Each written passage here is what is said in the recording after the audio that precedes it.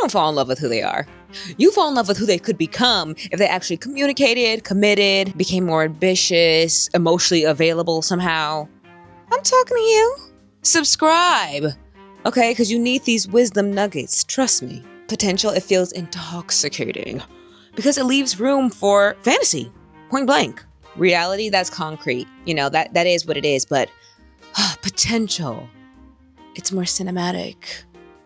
Your brain will start literally writing a trailer for a movie that hasn't even been filmed. Sometimes you're literally dating their future resume instead of who they are right now, today, okay? And then you're like, oh my gosh, they'll change, but they'll change. I can change them. Once they're ready. Oh my gosh, they're gonna start a business, they'll mature. Trust me. Meanwhile, he's playing video games. He's playing Minecraft till 2 a.m. eating Cheetos and in his mama's basement. And that's okay, but that's who you're dating, okay? You confuse chemistry with compatibility. They can really bring out strong emotions in you, but be absolutely terrible for you in the long run. Potential, that lets you stay emotionally hooked without, oh my gosh, hissy fit, hey! Without consistency. You can survive on breadcrumbs because your imagination is like, oh my gosh, this is steak and lobster. And you may listen up to this. You may secretly enjoy the project of like fixing and hauling and carrying them on their back than the actual relationship. The proving, the waiting, the fixing and the healing and unlocking someone emotionally. An emotionally healthy person will ask, who are they today? And someone who might be going a little cuckoo, you might need to come to reality, is going to ask, but who can they become if I just love them hard enough? Chasing potential, it saves you from emotional intimacy, because if you choose somebody who will never actually see you, you can get out of being perceived, being judged.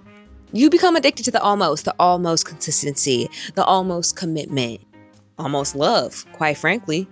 So that relationship, it becomes almost a slot machine with your feelings attached. Does that sound fun? To some of you, I know that sounds fun. Potential, it creates the delayed gratification fantasies. One day they'll know my worth. One day they'll see how lovely I am. One day they'll choose me properly.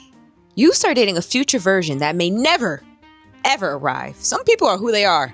Some people have been stuck like this for 10 years. Some people don't have any intention of changing just because you say they will. Some people love saying they're going to change without actually doing any work. Even we do it. Like we say, oh yeah, I'm totally going to go to the gym, and then we don't. And it's going to take something within us to do it, not anyone else. And you ignore the patterns because you're emotionally invested in a possibility. You cannot build a relationship off of imagination alone. There's a difference between growth potential and fantasy. Everyone has potential, but are they actively growing? Or are you carrying the whole entire vision alone in your head?